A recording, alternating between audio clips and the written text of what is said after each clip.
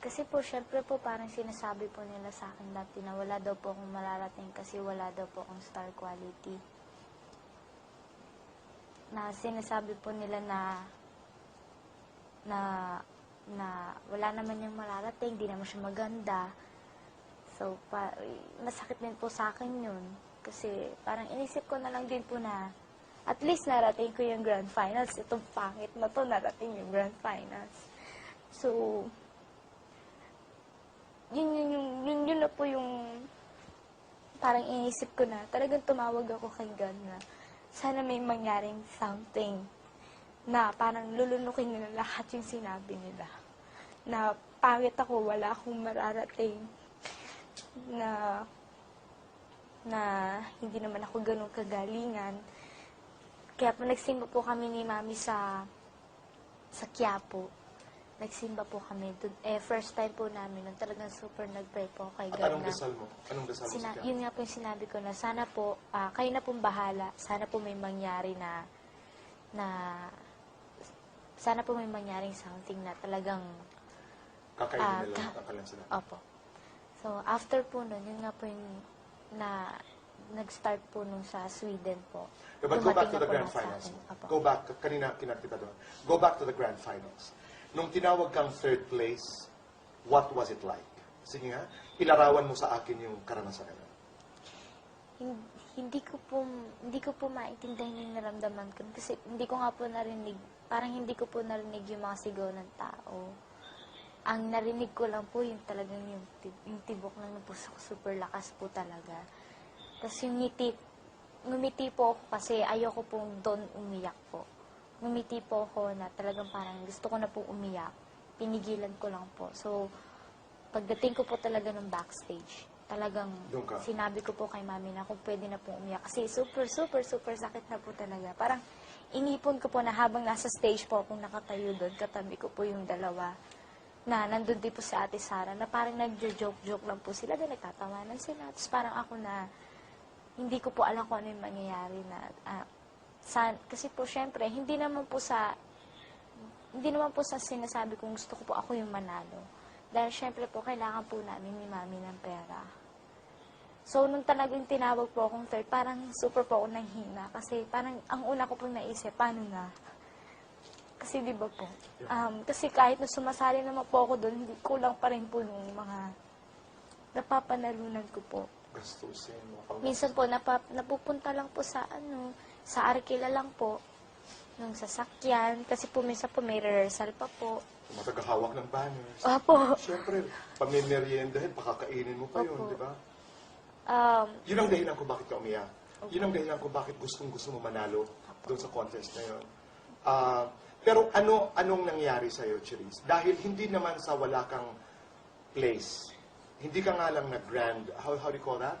Hindi ka naging grand champion. Pero you were third, no? Second runner-up? Apa. Oo. Pero hindi ka nawala hindi ka nawala ng pag-asa. Parang tuloy ang laban. Hindi ka tulad nung na-eliminate ka. Yung naramdaman ko po nito, yung po yung sinabi ko kay Mami, parang, kasi po, habang sumali po ako Little Big Star, yun po yung time na hindi na po ako medyo nakakapasok ng school. So, sabi ko po kay Mami, mag-aaral na lang po ulit ako. Kasi po may mga TV guestings din. May mga TV guestings din po ako noon. So, parang sinabi ko po na ayoko na po. Pero parang sinabi po niya na maghintay na lang daw po, baka daw po may dumating pa. So, yun nga po yung dumating nga po yung Sweden po na in-invite po ako. Okay. Pero bago ang Sweden, malungkot ito, no? Malungkot ito na pala. So, Parang yung self-esteem mo, yung confidence mo, yung boses ng mga taong nang aapi, nang aalipusta, ang lakas sa pandinig mo. Di ba? Ito yung Opo. ang baba. Opo, yung pong, po nun, pagdating ko po ng school, yun pa po yung tinutokso ko minsan nagpaparinig po sila na natalo ka pala eh. Talaga? Pinagdaanan mo rin yun? Opo. Talaga, sobrang lang po talaga. Kaya po, nung naririnig ko po talaga yun, talagang sabi ko po kay Mami na ayoko na po. So, Ano sinasabi ng Mami? yun nga po, sabi po niya na para maghintay lang po talaga. Doon po namin naging start na maging theme song yung Maghintay Ka Lamang. Kung hindi ngayon ang panahon na para sa iyo, huwag maiinip dahil ganyan ang buhay sa mundo. Huwag mawawalan ng pag-asa, darating din ang ligaya. Ang isipin mo'y may bukas pa na mayroong saya.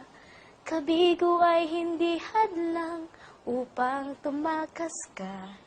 Huwag kang iiwas pag nabibigo, dapat na lumaban ka. Ang kailangan mo'y tibay ng loob kung mayroong pagsubok man. Ang tiwala ay di magkakamban at muling mamamasdan. Ikot ng mundo ay hindi laging pihatid kasawian. Ang pangarap mo ay magkakamtan, basta't maghintay ka lamang.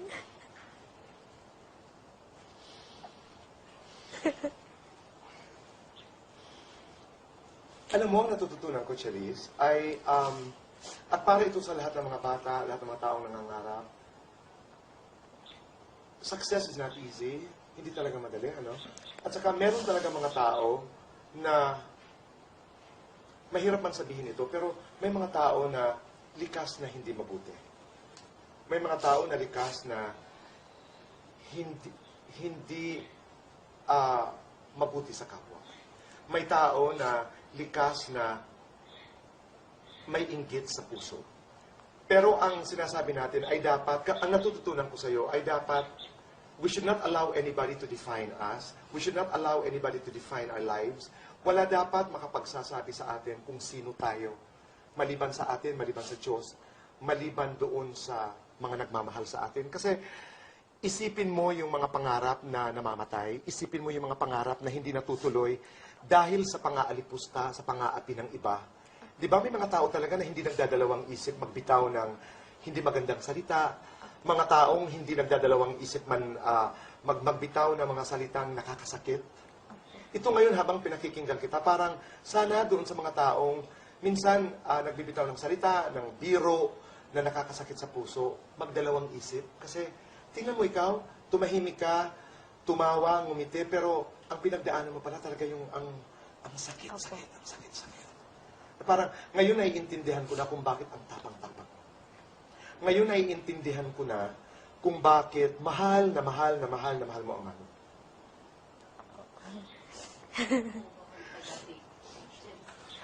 Hindi na iiyak naman.